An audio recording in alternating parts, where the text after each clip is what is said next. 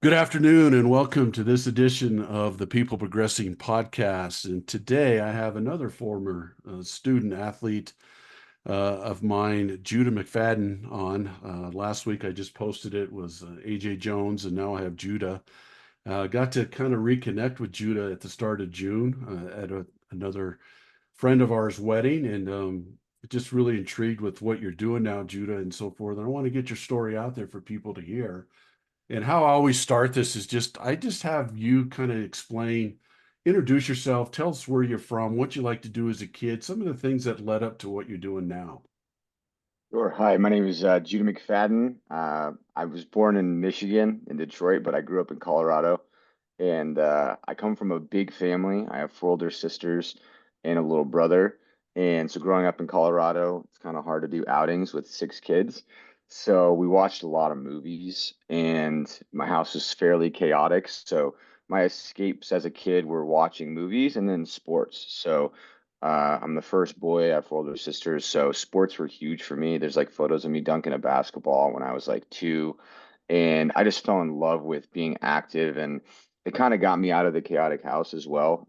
Playing travel baseball and basketball on the weekends I was gone, and I had, this camaraderie with friendship, and I have friends now. Where me and Coach Joe saw each other recently was my best friend Brett, who I've known since my freshman year of high school. And sports really did that for me. They gave me connection to other guys. Yeah. Having four older sisters, I was, Yeah, I I was, can I was, imagine.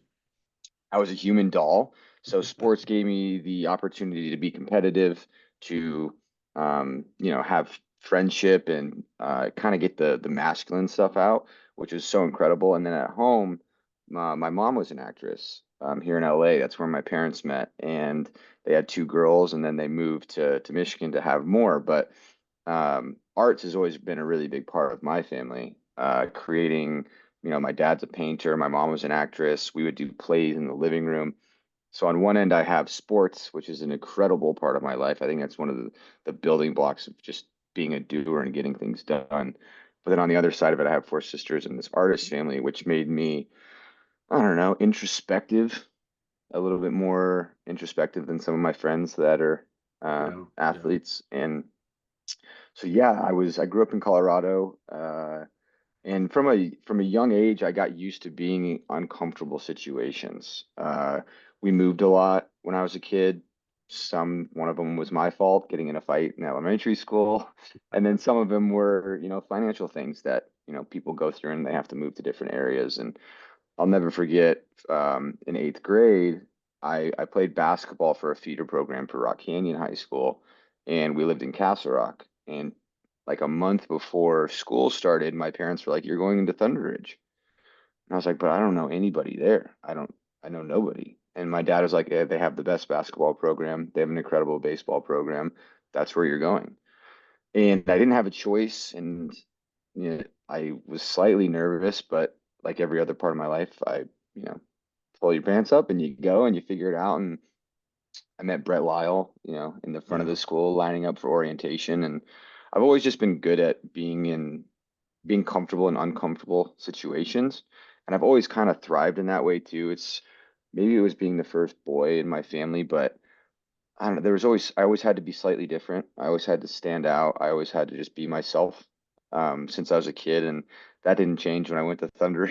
I know yeah, it got me in trouble with people, but my favorite part was at Thunder Ridge. I had a lot of friends, but I had no enemies. I was friends with the theater kids. I was friends with because we had the program for disabled kids. I was volunteering in there, and I was really friends with everyone. I kind of had a melting pot of a personality as far as the people that I could connect with and, get along with. And, graduating from Thunder Ridge, I feel like I really just was friends with a lot of people. And when I went to school, the only reason I really went to Colorado State and Fort Collins was to not have the problems that my family had, which was financial burden most of my childhood, especially with six children. So my whole mindset with going to school, one, besides just following everybody else and falling into that norm of you go to college, you get a job, you Yeah, yeah. get that's the progression. That's what I did. And I really loved my 1 year at Colorado State. I joined the Sigma Chi Fraternity, which my sisters hated, but I had a fun time up there. And that all changed when I got hit by a drunk driver. I was driving and I got T-boned by a sorority girl. And I was in the hospital. And when something like that happens, it just changes the way you look at everything. Yeah. And I always felt invincible. I felt like, life could never end. And then you go through something like that, and it kind of just makes you reevaluate what your purpose is on this planet, what you're meant to do. And I luckily have my four older sisters that were all living in New York City. My sister Taylor's a director. My sister Alaska is a writer and actress. My sister Jordan is an actress. My sister Eden's a producer. And they're all living in New York City. And they're like, hey, man, like, we know you've been like the sports guy for a long time. But maybe you should, I've always loved performing, always been that guy at the center of attention, just like wanting to make people laugh and doing my accents and things. And they're like, maybe you should move to New York City and go to school. So I said I would fly out there and I would, if I got into where I wanted to go to acting school, which is Stella Adler, where Marlon Brando, the Godfather, went. They let in like 16 kids a semester. I was like, if I get in there, I'll stay. So I went and I auditioned and I got into the program that I wanted. And I bought a one-way ticket and I haven't lived in Colorado since, which is so crazy to think of because that's like my home. That's where my heart is. Yeah. Uh, but I haven't lived there since I was 19 years old. So yeah, I moved to New York City, went to the theater program, and then after that, wanted to make movies. And similar to, going to Thunder Ridge with no choice, I was like, I have no choice but to go to LA. Like I love New York, but that's like I know where I want to go. I know the things I want, and LA is where they do that. It's where they make the movies. And I went and I came out here. I've been here 10 years now, and I've been grateful enough and lucky enough to be a part of some cool movies and some great sets. And I'm still on the building blocks and figuring out, the next steps. But it's been an incredible journey, and I've been so lucky to be here and just I'm very grateful that I even get to pursue a passion and I think a purpose. So yeah, that's where I'm at now. I live in LA Well, and I act and I write. so much to dive into. First, we're going to go back to high school. And at first, I want to go back to this uncomfortable situations. And one of the first uncomfortable situations for you was when your parents told you you're going to go to a different high school than you thought you were going to. And you walked into it um, kind of with your eyes wide open. Like, I'm going to embrace this. I'm gonna enjoy this. I'm gonna take this to where it goes. And you did get to meet an incredible person, a friend of ours, a former player of mine, Brett Lyle, who's been on my podcast, by the way.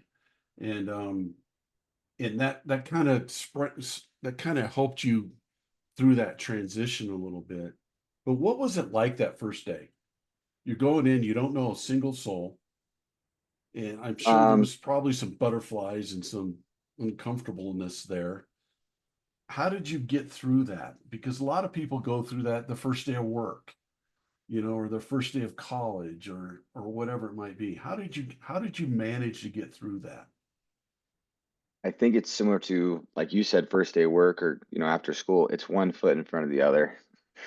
It's just doing it and doing it with an open mindset of what could happen. Possibilities are endless, and I think you can't control the circumstance you're in, but you can control how you look at that circumstance. And I had no choice, so make the best of it and try and be people. Don't be in a shell. Don't be too scared to be yourself. Be yourself and know that whatever is meant to happen will happen. And how important was it to surround yourself with good people?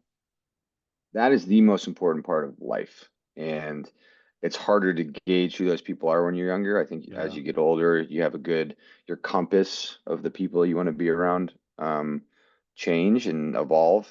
But sometimes you need to learn that through bad friends or yeah. being in the wrong circle to know what circle you want to be in. But boy, did I hit the lottery. I met my first person I ever met at that school was Brett Lyle, and he has been proven in my life now to be a rock in my life when I need it and an inspiration when I need it. And uh, I think I'm that for him as well. I think we met each other and Brett was not like the super popular kid freshman year. And I was always a good talker and Brett was the more shy one and we had Yeah. each other. And I think we learned a lot of stuff from each other. He was always very academically focused and driven, and that's not where excelled. I really excelled with being a talker and good with people, and I think we kind of rubbed off on each other with that. And I'm just very grateful I got to meet him that day, and I think he would tell you he's pretty grateful that he met me too, because No, I know he um, does. yeah, I think yeah, it was divine intervention that we both met that day. Well, it's a great story, and it's a story that continues for the rest of your life. Um, and fate has it that you guys met the first person you met. I want to go into CSU. You said you went to CSU for 1 year and you got T-boned by a drunk driver. Mm. That changed your perspective on life. Did that help you say, I don't want to do this school thing like this anymore? I want to do something that I have a passion for? Or when you talk about the change in perspective you had from that accident, why don't you dive into a little bit more of that? What really happened there? So that was one of looking back at my life, it was probably the biggest my life would be so different without that car accident. And that perspective at the time, I was so broken and confused physically and Yeah, mentally to yeah, be and I was just confused. I was like, wait, we can pass away at any time? Like I could work this career and this job and all of these things that externally are normal. It's what everyone does. You get the job, you go to college, you get the job, you find someone, you raise a family, like this blueprint of what I thought I wanted, kind of from just what society paints for you, what will make you happy, what will make you feel fulfilled. And then, something just rocks your world and it kind of just makes you reevaluate what you want. What do I, as Judah McFadden, want? What do I need to be fulfilled and be happy? And at the end of the day, what I'm realizing now to make a difference in this world. yeah. What am I here to do? And yeah, all of that changed when I got hit. Crazy story. I drove the girl home at midnight. I was sober driving, and I drove a girl home at midnight, and then at 4 in the morning, she T-boned us going to Taco Bell at 4 in the morning. Wow. Yeah. But yeah, being in the hospital, you just reevaluate a lot of things, and I knew that I did want to make money. Obviously, financial things are very real for everybody, and Yeah. but I didn't want that to be why I chose a career path or my purpose. So yeah, deciding to move to New York City was a very, very scary thing. And I'll never forget, I told my fraternity brothers and my best friend Joe that was a year older than me at Colorado State. He was like, moving to New York. He's like, you're gonna be Yeah. an actor. And I was like, yeah. And everyone thought I was a little bit crazy. And I felt a little bit crazy myself, um, throwing away stability, um, a kind of a life where your next step is kind of laid out in front of you. It was like the wild, wild west moving to New York City, where I didn't know Yeah. Yeah. what would come next. But I knew I had to do it, and I knew that if I didn't try, I would probably always regret it. Bear regret. I have a saying that says bear regret. Yeah. And I tell this story a lot, Judah, and I've told it a lot on my podcast, so I hope my listeners don't get tired of hearing it. But I took my dad to see his best friend, his lifelong best friend. They've known each other since kindergarten. He was 85 years old. He was in a nursing home, kind of on his last days, and he was laying in his bed. And this guy was a pilot. He was a commercial airline pilot. That's what he did for his career. And he's 85 years old, and he looks over at my dad and he says, "I just wish I could fly again."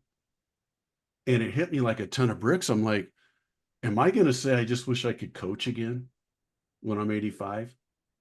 Or did I get into something that I didn't really love to do? And when I'm 85, I'm just glad I don't have to do it anymore.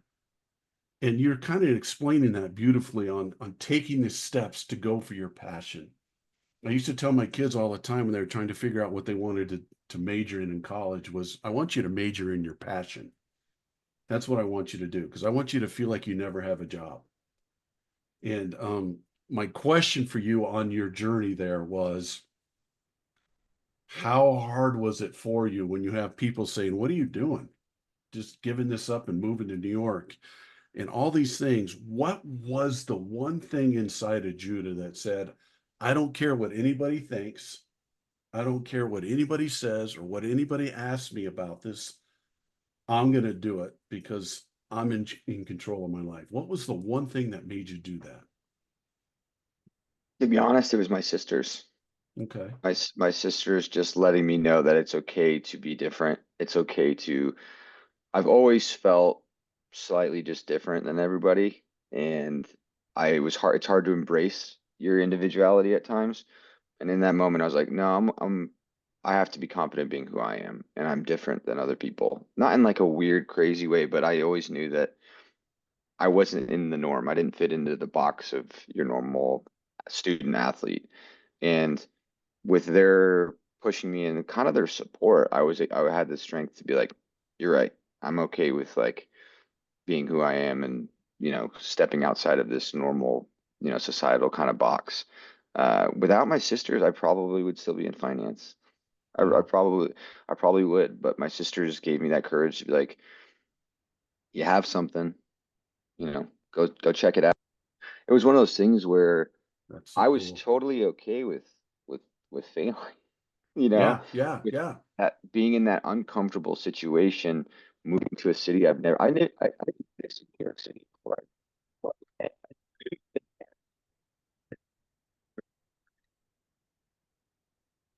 Can't hear you.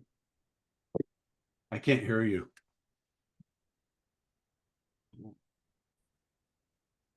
All right. Go with your sisters. Yeah, so my sister's, giving me that courage and that support to move to New York City was probably the main reason I went. And the uncomfortableness of going to a city I'd never been to before wasn't foreign to me. I went to Thunder Ridge and I knew nobody. Yeah. Yeah. And at least moving to New York City, I had my four sisters that kind of took me under their wing and showed me how to use the subways and show me how to audition. And I didn't even know what a headshot was. I didn't know what a two-page monologue was. I didn't know what a two-person, five-page scene meant. I didn't know any of it. And they taught me and they gave me sometimes it takes other people in your life to believe in you before you believe in you. Right. Yeah. And That's to, a great point. And and to see, your go ahead, first sorry. day, in New York, first day at you went to school there, right? The Mhm. the theater school there. Yep. I want to know what that felt like walking into that first day of theater school and then what it felt like the first time walking out of that school. Well, the scariest part was my sister auditioned for that school for 2 years. Okay. So I'm going there, like I'm lucky to get an audition, but she Yeah. calls her coach and he's like, you should let my brother audition. He's like, let's get coffee. So I get coffee with his name is Scott Friedman. Guy's an incredible person, incredible acting coach. I get a meeting with him after my sister tried for years. I just walk right in. I mean, this is one of those things that I'm so grateful for. I just walked right into a coffee with him. And it was a little intimidating. He was like, what's some of your favorite plays? What's some of your favorite playwrights? What's some of your favorite screenplays? What kind of literature do you read? And I was like, Yeah. what? Like, Yeah. I didn't know any of it. And he was like, I want you to perform a 5-page monologue, which if, for people listening, it's 5 pages of just you talking, nobody else. And Wow. then a two-person scene, if that's 5 pages. And he's like, you need to get all this stuff together. And he's like, you audition next week. I was like, holy cow. I was like, I didn't know any of this stuff.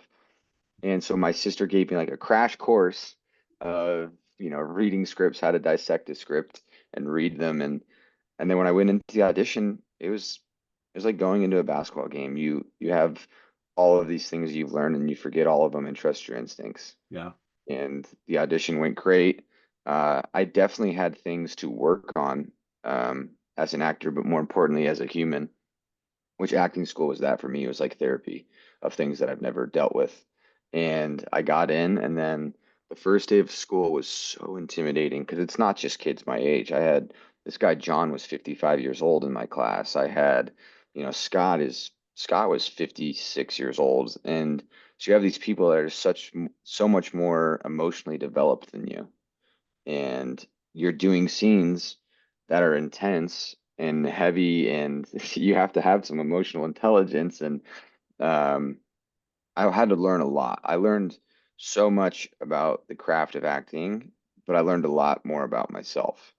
So they would give you these kind of constructed improvised scenes where it was like, all right, Judah, you're a boyfriend, Alice is your girlfriend, and you're coming home.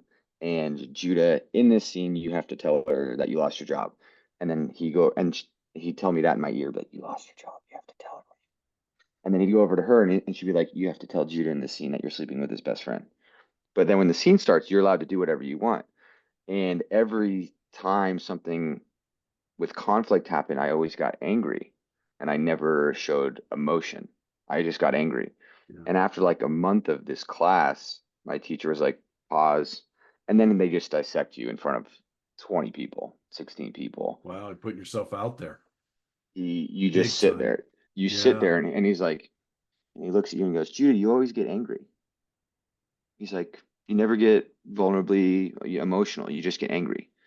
I'm like, okay. He goes, and that's not the character. That's Judah. So he's like, sit down and tell me about your life. And I told Wow. him about my life. And my mom was always very emotional. So I never wanted to be. And he was like, tell me a time in your life when you should have been emotional and you weren't.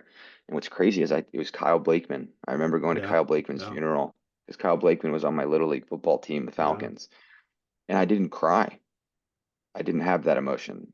I was like, and so he has me dive into my mom and my whole family and about how my mom is very emotional. And I saw that and I didn't want to be that. Yeah. And then after like 20 minutes, he asked me to tell the story again, and I couldn't talk. I was crying so much. And I realized that I had just been so good at compartmentalizing and just get figuring stuff out that I was not emotionally available to anything.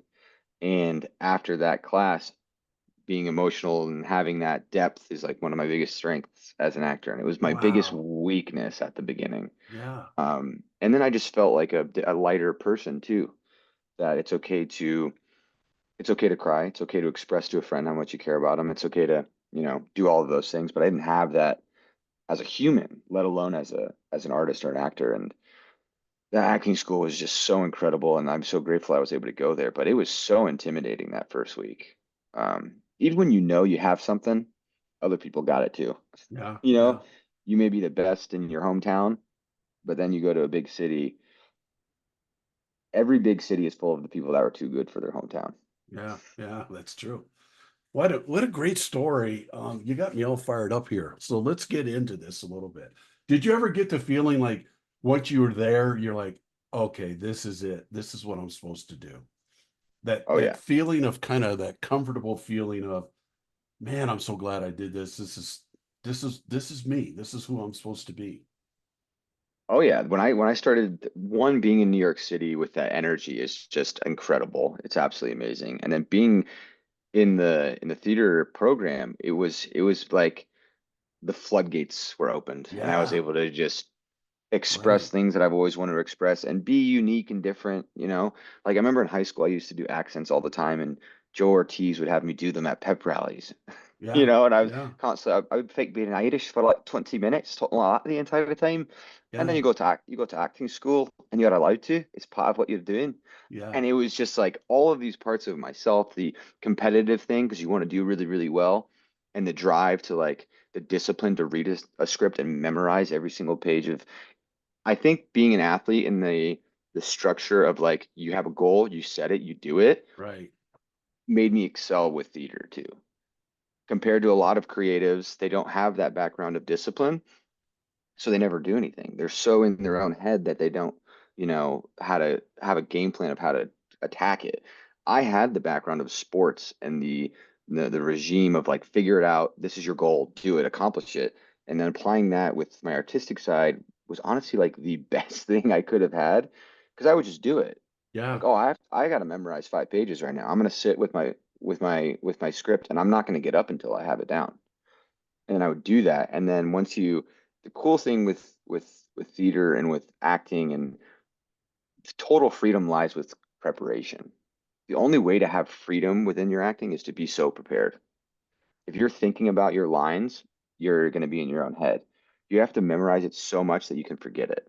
And that's where the freedom lies, is with the discipline and the focus and doing all of the pre-work. It's like going into a basketball game or a baseball game. You practice and you practice and you practice. That way, when you're in the moment, you're not thinking about all that. Yeah. You've done your prep. You've taken that shot 500,000 times. Yeah. It's just, it's repetition. So with the Well, acting side of it, it's life. That's really life, right? When you're talking yeah. about preparing yourself. You mentioned something that caught my eye too. You had some imposter syndrome going on a little bit there when you first got there. You saw somebody who was 55. You saw somebody who had done this. You'd seen somebody who'd done this. Do I belong here? How did you overcome that? Because we all face imposter syndrome. I don't care what anybody says. We all face imposter syndrome. I face it right now. And it's fascinating to me to see the people who can overcome that and get through that. But you might even still have imposter syndrome now when you're working on a set or working with a specific actor or something like that. How do you overcome that? Um, I think you just have to really believe in who you are, and that, and this is one of the hardest parts of being an actor or being an artist or being a human being. Everyone is valuable. Right. Everybody has a star Wow. in them. Wow. Every single person on this planet is special. Yeah, I believe that. And you have to believe that. I have to believe that I'm special. And it's not that I'm better than anybody else. Right. It's not at all. Every single person on this planet has something special and unique about them that makes them irreplaceable. But until they believe it, nobody else will. So I just knew I had something, and I knew that I had to see it through. And at a certain point, maybe it was ego a little bit, knowing like you have to be crazy enough to believe that you're the best. Um, and that is what got me through. I was like, I'm meant to do this. I'm gonna be the next Marlon Brando. I'm gonna be the next big actor. And that just kept me hungry and going. And then at another point with it, my acting coach passed away, Elizabeth Kemp. She was absolutely incredible, but she always told me one thing. She was like, everybody has something to give on this planet. When you find out what your thing is to give, you'll do anything to give it. And every profession, teachers don't teach for themselves. They teach to help students. A mailman doesn't deliver mail to himself. He delivers it to the homeowner. Everyone is your job on this planet is to be of service and to give. And it's in the world I'm in, everyone has egos and it's about your trailer or my quota or what I'm getting paid. Like it's very self-centered industry. And my acting coach changed my perspective on it forever. She goes, if you're the only one that likes your movies and your acting, you're not good at it and you should do something else. She's like, you have something to give. And every single time that you get the opportunity to, it's a gift and it's a blessing and it's your job to give it with no ego, with nothing attached. Know that you have something special, but it's not about you at all. It's about what you have to give other people. And that changed my whole perspective on creating a podcast like what you're doing. Your podcast is not for you, it's for all the people Mm-mm. listening to it and all the lives that you can touch and influence with that. No doubt. And when I learned that, it just changed my perspective on everything, on how I want to be a friend, brother, artist, actor. Um, I just want to try my best and help other people. And there's a great quote by Henry Ford. It's like the failure is simply the opportunity to start again, slightly more intelligent. And that's what it was. Constantly just you're failing, you're failing, you're failing, but you keep getting back up because you know it's bigger than you. Wow. I can fail. It's okay. It's way bigger than me. It's not about Judah. It's not, yeah, I failed, whatever, cool. Get back up. It's bigger than you. It's if it's for honoring your family. It's for honoring the people that came before you to create an industry that you love. It's about your mom and dad who sacrificed their entire life to have 6 kids. My parents had crazy dreams and aspirations that they just got rid of to have 6 kids. Every morning when I wake up, it's bigger than me. It's for honoring my best friend Brett, who's always been there. Yeah. It's just bigger than you. So Yeah. all those failures, you know, you just get back up and keep going because it's not about you. Yeah. It's not about me. So This is unbelievable. I I got serious goosebumps right now listening to what you're saying because I have a saying that you find your purpose when your purpose is greater than yourself. And God has a purpose for us, but if your purpose is for God to bless you, it's probably not the right thing. What God's purpose for you is for you to be a blessing to others. And when you can find that niche, how you can be a blessing to others and how you can be there for others and how you can serve others. So when you're talking about your acting, simple thing. Somebody's having a bad day. They go home and watch one of the movies that you're in, and you provided them a 2 hour break from their bad day. You served them, you help them get through the day. That's how I look at things. And that's how you look at things. And that, when you say that's changed your whole perspective on it, Judah, do you think it's helped you propel you in your career to where you're at now? And if you didn't have that perspective, do you think you'd be kind of stuck in the weeds a little bit? 100%. Yeah, if I didn't have Yeah. the mindset or just the lens of it's bigger than you, yeah, I probably would have given up. I've thought about giving up a million times until Yeah. I realized it's not about me. Um, you're gonna fail. You're gonna go into every single thing that you do, and you're going to fail. It's just inevitable. You're gonna walk into a room with 45 guys that look like you, and you're all gonna do the same thing, and you're gonna walk out, and you're not gonna get it. It wasn't meant for you. Any role that I get, anything that works out in my life was meant for me, and anything that wasn't was not meant for me. And I think that, God closes doors and he opens up other ones. And you just have to know that everything that happens is either turning you into the person you're supposed to be worthy of that, or not, I don't even say worthy, but able to carry that. And I can honestly say when I first moved to LA, I had a slower start with it. And my friends were like, "God, dude, if you would have made a bunch of big movies right off the bat, you'd be dead. You party, you crazy, blah, blah." And they're probably right. I don't know if I could have carried the weight of all of that because you're in the limelight, you lose who you are, you forget what's important to you, your compass is off, um, which I totally agree with. I think all of the hard things that you go through make you stronger, they make you more resilient, they change your perspective on things. And I think me not getting crazy success early on when I moved here was a good thing. It's a humbling thing. It's an eye-opening thing. It makes you realize what's important. The things I've gone through in my life. Now, um, I think if I were to make, in the next couple of years, a couple bunch of big movies, I think I'll be very different with what I do with the money that I make. Yeah. I think there's a lot of people I would help. There's a lot of, I would spend it differently. I would have a different kind of impact with it. But that all came with hardship and failure. And it's hard to, my mom told me this a few years ago when things were just like hard and I was grinding. She's like, "Do you remember when you were a kid and your legs hurt?" I was like, "I do remember that." She goes, "You were growing. Those were called growing pains." And she goes, "Comfort and growth don't live under the same roof. Wow. So you have to pick which one you want. Do you want to grow? Do you want to evolve? Do you want to get better? Or do you want to be comfortable? Because you can't do both." Oh, it's And so awesome. I was like, "Ugh, I just want to be comfortable and grow, Yeah.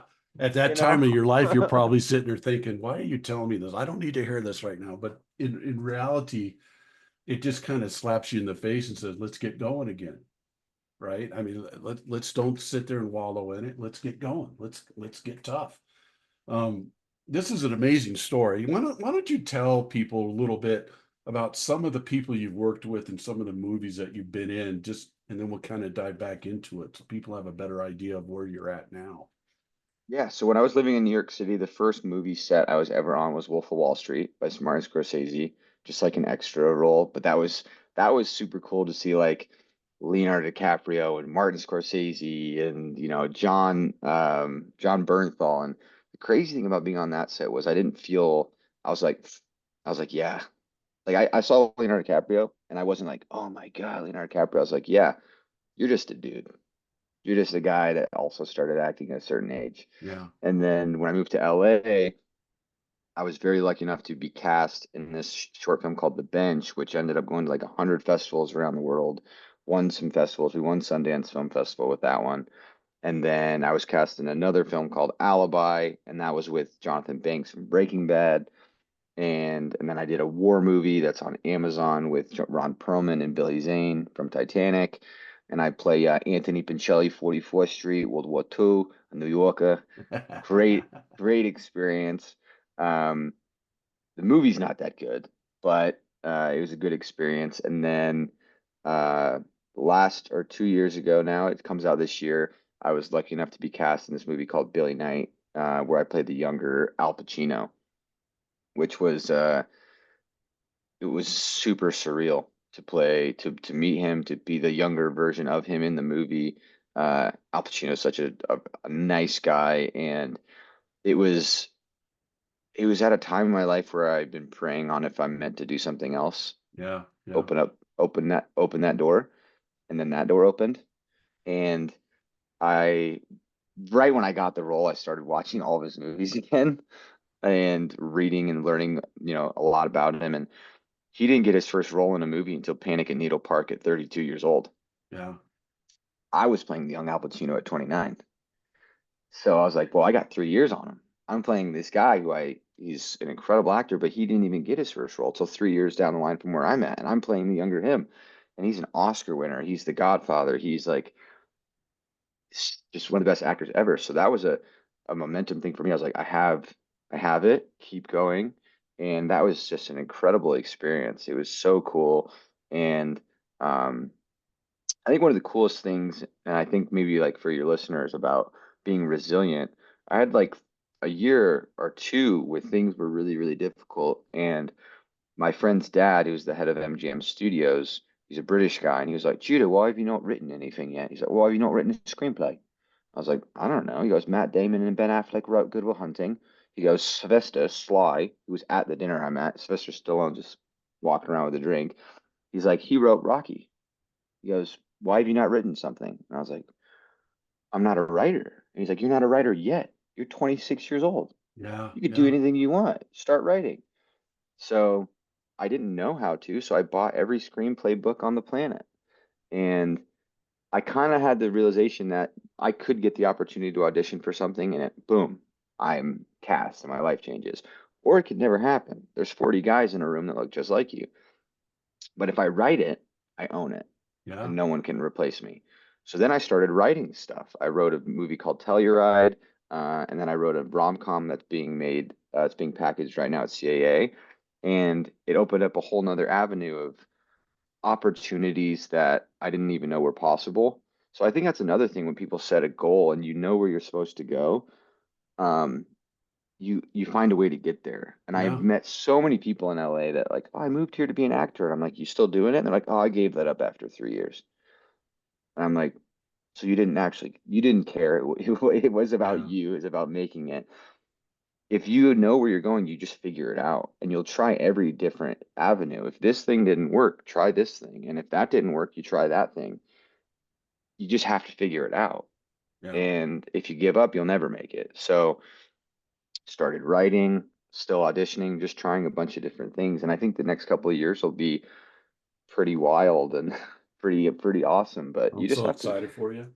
thank you. I appreciate it. I You have to try different stuff. I want to go into this a little bit.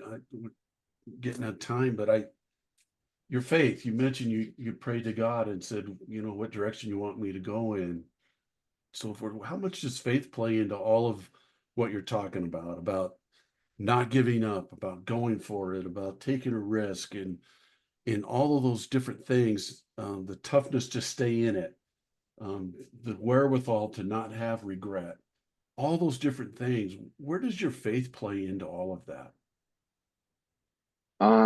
It's kind of like the anchor of it. I remember my pastor Chad Veach here in LA is just awesome, and I remember being in a place where I was super lost, and I I go into church and he's talking about Meshach, Shadrach, and Abednego, and he talks about being in the furnace and how hard it is when you're in that furnace, and just trusting that someone's going to come in and help you out of it. And then he was like, but don't get mistaken. You're either in the furnace, you're coming out of the furnace, or you're getting ready to go back in. And that's life. He's like, it's a full circle thing. You'll be in it, then you come out of it, and then you just have to be prepared to go right back in it. And I was like, okay, I get that. Like, I can resonate that. But what does that mean for me and what I'm doing right now? Like, I understand things will get better, and, I'll be in a different situation a year from now, but what can I I'm tired of praying for what I want. Like how can I be outside of myself? And my pastor was just like, just pray for God's will. Just pray for his will on your life. And that could be different, Judah. That could be you moving over here and doing something else or, doing that. I was tired of, I have these goals, I have these things that I want, but if that's not what I'm meant to do, I'm totally fine with that being something else. So I just started praying for God's will. And then he opened up so many incredible doors in the last year and a half, 2 years since I just started praying for like God's will on my life rather than what I wanted. And it's hard to do at times. I always pray for clarity. That's one of the things I really, you know, try and focus on is just whatever you want me to do, give me clarity in that. Because whatever it is you want me to do, I'll do it. And I'll work really, really hard at it.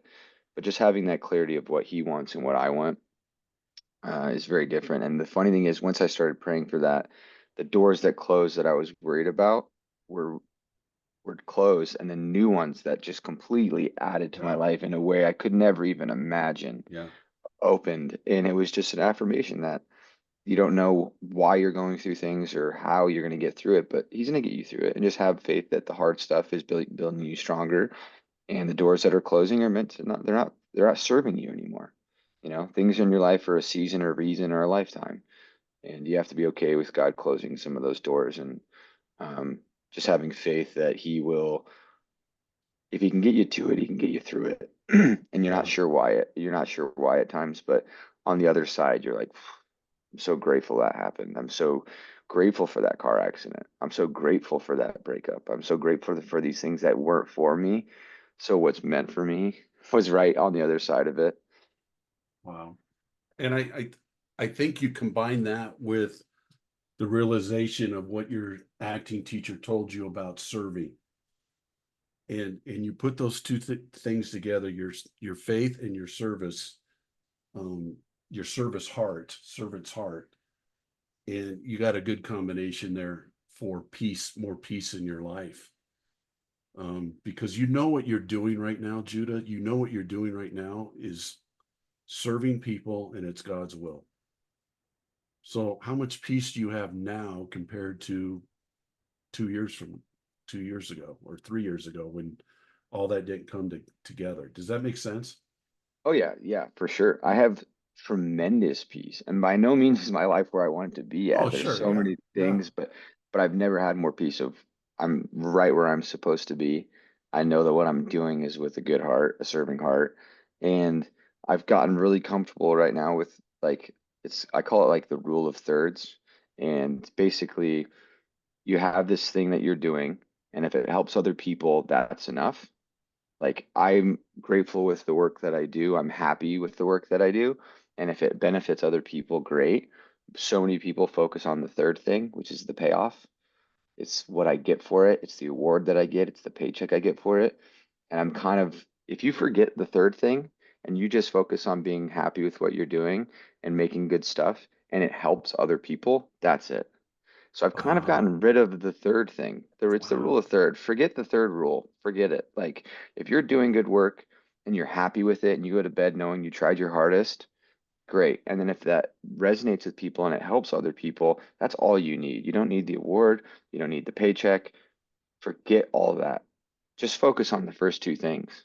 And if you do that, I think the third thing comes in an avalanche of abundance that you Yeah. could never even imagine. Yeah. And it may be in a different way than you imagined, you Yeah. know? It could be someone walking up on the street and saying, "Hey, that really helped me. I really loved that movie," or "I listened to your podcast and it got me through that day." That is a payoff. Yeah. That is an award that no money, no gold can buy you. And I've my perspective on what success means to me has changed. I think at the end of your life, what makes it successful is how your life impact other people in a positive way. Yeah. I don't want to die with millions of dollars. I want to die knowing I helped tons and tons of people. And what people think about me, they're like, Judah was a guy that helped me. He was a friend that was there for me, who served me and made my life better. So that's what I want. That's my success. And you're winning. I want you to know you're winning that Thank you. with your podcasts, your movies, doing this. It's amazing. a mindset that you have. I feel like I'm talking to somebody who's 65, and I'm not. I hope you take that in a good way. And the reason I say that is because the older you get, the more clarity you get, the more I think the more wisdom you gain through your experiences through life. And you have a soul of a 65-year-old person that has the wisdom of a lifetime. And I can just imagine what's going to happen from here forward for you. And the wisdom that you're going to be able to share with other people, and how you're going to be able to help other people with that. You talked about your podcast. Why don't you mention that a little bit, um, and what the purpose of that is? What's the purpose of you doing this podcast? So I have a podcast called In Good Company with my best friend Jeremiah Rivers, who's ex-professional athlete. And the whole purpose of that is to have dialogue and conversations with people that you would have at a dinner table, where there's a safety net of knowing that you're not being judged and you can share whatever you'd like. And that stemmed from me and him both going through breakups and a really hard time actually. And we were both pretty hurt and down bad. And we called our friend Ahmed, who's a psychiatrist at Yale University, which is like the top psychiatric hospital in the world. And we just had this dialogue of like taking accountability and wanting to change and all of these things that were really hard to do. It's hard to change Yeah. when you recognize a behavior in yourself that you don't like and like I want to address it, I want to change. And Ahmed was like, I wish other men would talk about this. I wish other people would be okay with not being right, taking accountability when you're wrong and you screwed up and doing everything in your, possible like in your will to not do that again. And so we were just having this great dialogue, and Ahmed was like, I just wish other guys could hear conversations like this. It's okay to be vulnerable. It's okay to be open. It's okay to not be right all the time. It's okay to screw up and then evolve. And we were like, yeah, other guys should hear this. Other people should hear this. We were like, let's do a podcast. And that was one of those things that I've always been a doer. And I was like, let's just do it. Yeah, you're not And afraid. I'm not afraid of it. And I kind of is kind of bugs me when people talk about doing things and they never do them. Like, just show me it, just do it. And so we decided to create a podcast, and it's been really incredible. We've had some incredible guests on. We had Nathaniel Rateliff on, who's an incredible musician from Colorado, and his story is just so inspiring. Yeah, yeah. The highs and lows of his career and being a musician for 20 years and then, riding a bicycle to work to do landscaping and then randomly your career pops off. And I talked to him, but like, how did you not give up? How do you not, quit and go home and put your tail between your legs? And it was such an inspiring episode for me and for the people listening. And the whole point with the podcast is to have conversations with people that are inspiring, maybe insightful, make you think about your life a little bit differently. And um, yeah, so we have some good episodes coming out, and the one we released this week with Doc Rivers was just so inspiring too. Realizing he grew up in like the really poor side of Chicago, with like race war, like race riots, and that like kind of division that they had. Even just sitting there, I felt so grateful that like my co-host is African American, and like hearing that story just changed my perspective on even just having a friend like that and being grateful enough. And I'm grateful for how I was raised. I'm grateful that I was raised in an environment where everyone was the same and that there was inclusivity. And um, I think having those conversations is really important. And, everybody, like I said earlier, everybody's important and everybody has a story. Yeah.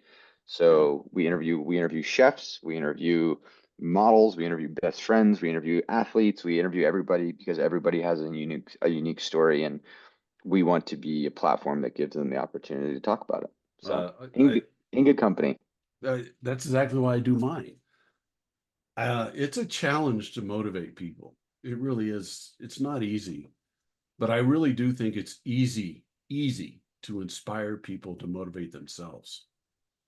And that's why I do my podcast, is because someone hears Judah McFadden's story today, they might be inspired to go out and get after it and take a risk and take a chance and go for it. And understand that they might fail and they can still get up and do all the things that you described so well today. And it isn't about me. It's all about who I have on and their story and getting their story out to inspire others. I want to try to change the world through inspiration, to get people to respect each other, care about each other, support each other through inspiration. And hearing people's stories, it doesn't matter where we come from. Everyone has their own unique story. And we all need to learn to listen so we can listen to learn from these people and be present with their story and understand that if they can do it, I can do it. If they can do it, I can try it. They fail, I can fail. And if they fail and they think it's okay and they rode a bike to work and now they're a top musician, I can do something the same way and I can fail doing it.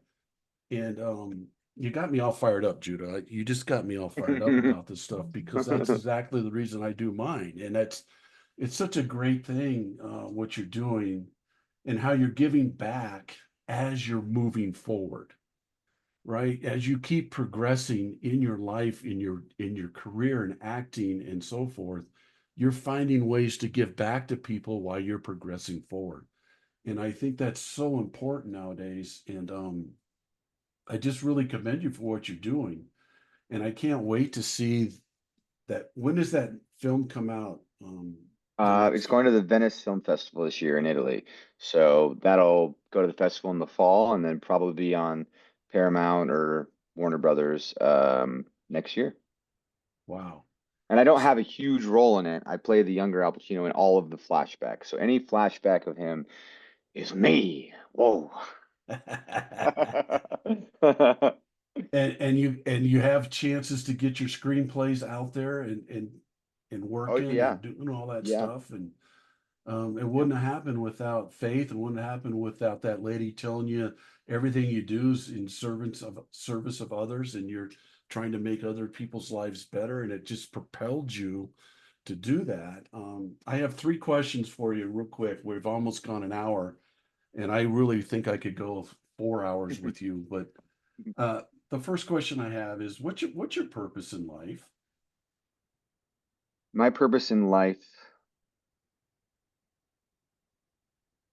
besides being a servant of God and making people's lives better, I think my purpose is to create things that make people feel something. And I say something because I think if something I do or make makes you feel sad or something I do makes you feel introspective, that's just as important as being happy. So to create stuff that makes people feel something in a day and age where I think we're just numb to everything. Yeah. And what's your passion? What do you love to do? Um, I love to create.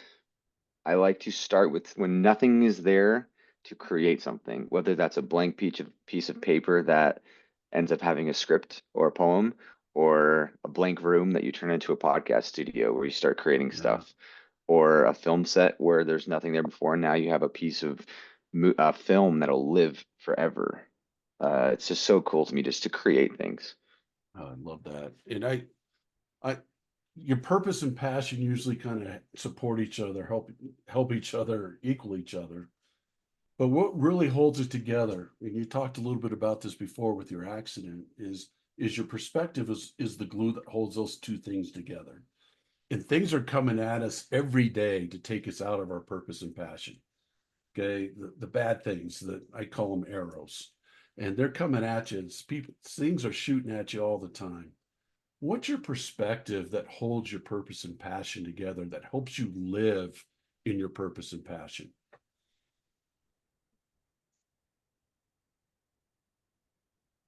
Every small thing in your life adds up to something bigger. And those little things that happen are opportunities to help you grow. Every bad thing that happens to you is an opportunity to be kind. It's an opportunity to be patient. It's an opportunity to grow. I had this realization with my pastor where I prayed to be brave. I prayed to be courageous, and God gave me opportunities to be brave. God gave me opportunities to be creative. So when things are great, just be grateful for them. And when things are hard, know that those things in your life are tests that are turning you in to be more resilient, to be more patient, to be more kind. It's really easy to be kind when things are great. It's really hard to be kind when you've been wronged. Yeah, yeah. And those are the times to be kind to people and to be patient with people. So all of those arrows that come at you, make sure you got a great armor and make sure that uh, you know you're going to be okay. Because life will give you those things. Life will give you a rude person. Life will give you a car accident. Life will give you hardships. Those are opportunities to turn you into the best version of yourself, to make you resilient, to make you kind and compassionate and giving and humble, and make you realize that it's not all about you. You're serving a greater purpose. But Wow. if everything's always great, what's the whole point of it all? You know, you need peaks and valleys, you know. Mountains are pretty because of valleys. Judah, keep inspiring. Keep making a huge positive difference in this world. You have no idea how proud I am of you. Thank you so much for taking your time. I know you're busy to be on this podcast. I know we've been talking about it for about a month and a half now, and I'm so glad we got you on. This exceeded my expectations. I had high expectations for this, and it just blew it out of the water. Um, your viewpoints on life, your outlook on life, and your thought processes on life are so profound and can help so many people and can inspire so many people. I think one of the things that you should try to do is speak and get out there and be a speaker, get out there and teach acting like those people that taught you acting. I think you could have a huge impact on people's lives doing that. I'm not trying to tell you what to do, but there's so much more inspiration that you can give out there that's out there for you in due time. I'm not saying you have to tomorrow you have to do that. Just putting some more thoughts in your head how you can get Judah out there because we need Judah out there.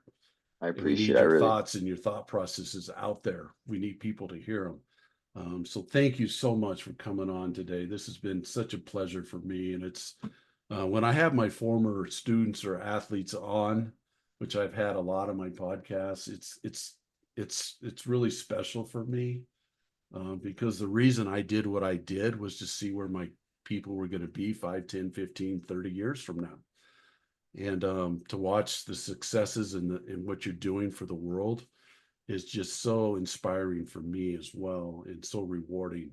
So thank you so much for coming on today.